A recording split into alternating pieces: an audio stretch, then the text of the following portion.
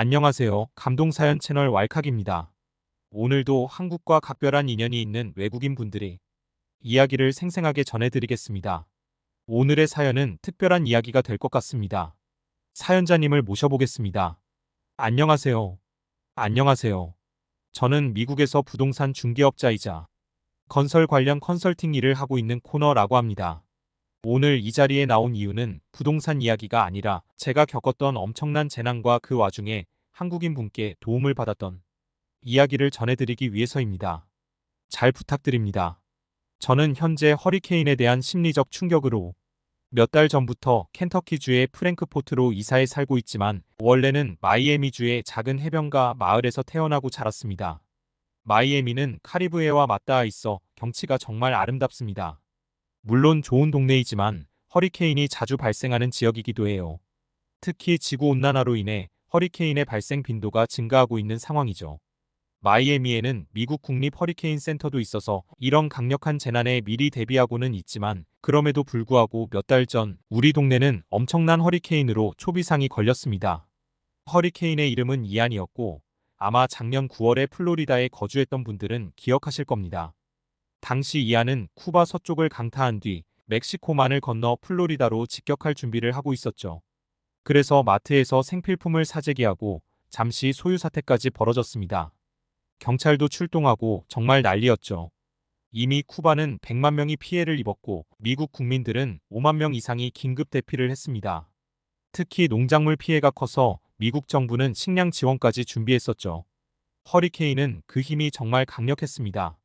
제 마이애미의 작은 해안가 마을에 닿을 때는 카테고리 5였죠. 아시아 기준으로 보면 슈퍼 태풍에 해당하는 강력한 수준이었어요.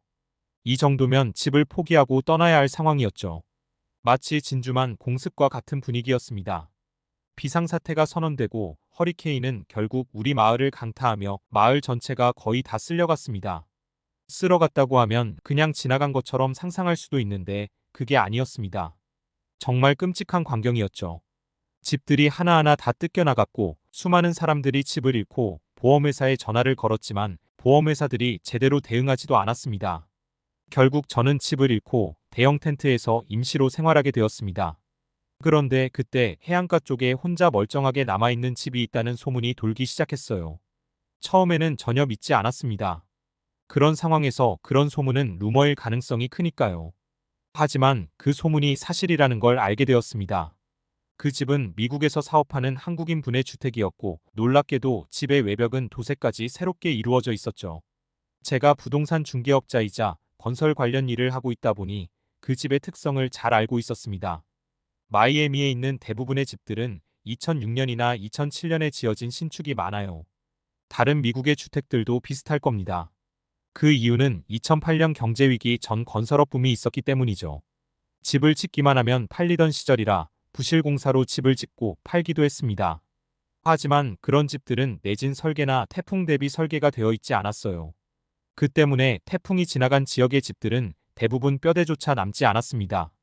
그런데 그 한국인 회장님의 집은 달랐습니다. 사실 그 집은 1980년대에 지어진 휴가용 별장이었지만 주인이 태풍과 지진을 대비해 온갖 개조를 진행했다고 들었습니다. 심지어 시속 400km의 강풍을 견딜 수 있도록 뼈대까지 강화하고 외벽 도장도 새로 발랐습니다. 그 결과 그 집은 정말 쇠하얀 새로운 모습으로 재탄생했죠. 제가 그 집에 다가가 살펴보니 정말 놀라운 수준의 견고함을 자랑했습니다. 30cm가 넘는 두꺼운 콘크리트 벽과 그 위에 강철 케이블이 철저히 설치되어 있었고 지붕 또한 방공호 수준의 방어 설계가 되어 있었습니다. 그래서 태풍이 지나가도 지붕이 열리거나 집안이 물바다가 되는 일이 없었다고 하셨죠. 그런 철저한 준비 덕분에 다른 사람들은 고속도로로 나가서 어떻게든 마이애미를 벗어나려고 애쓰던 중 그 회장님은 그 집 안에서 편안하게 태풍을 견디실 수 있었다니 정말 놀라웠습니다.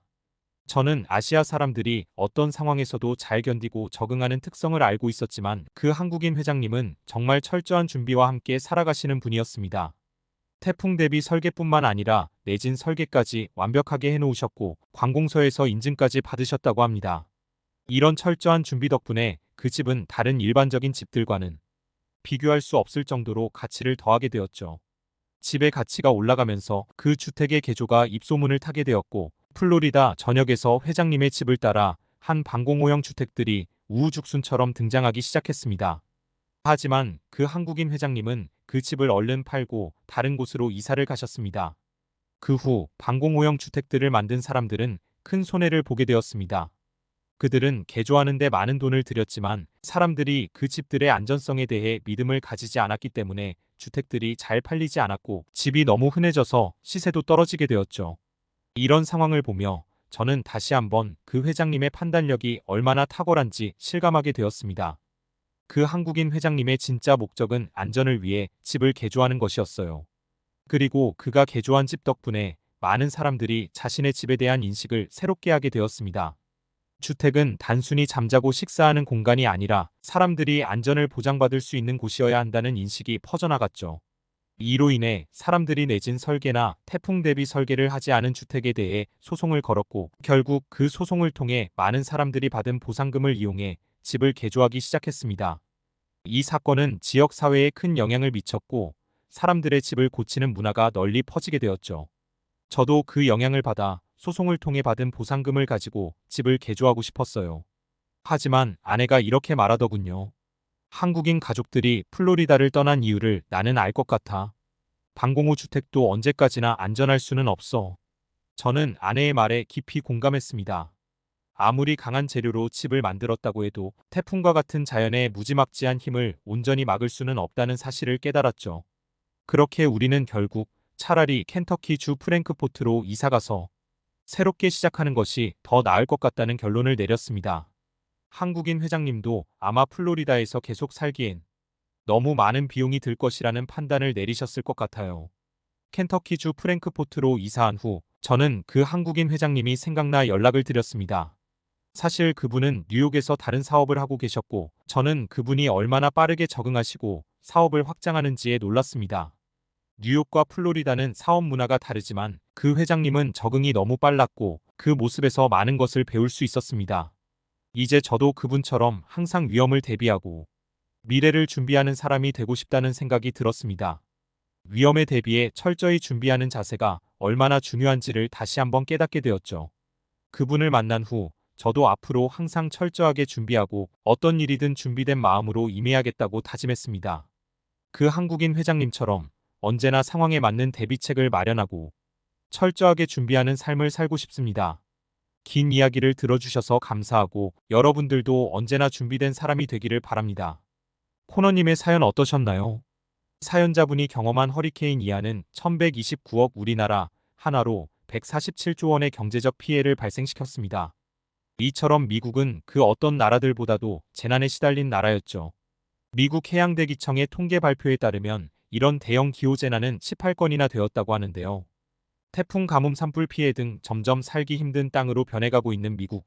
그런 소식을 접할 때면 피해를 입은 분들이 안쓰럽기도 하면서 우리가 살고 있느니 한반도가 행복한 곳이구나 하는 생각도 듭니다. 지금까지 감동사연 채널 왈칵이었습니다. 감사합니다.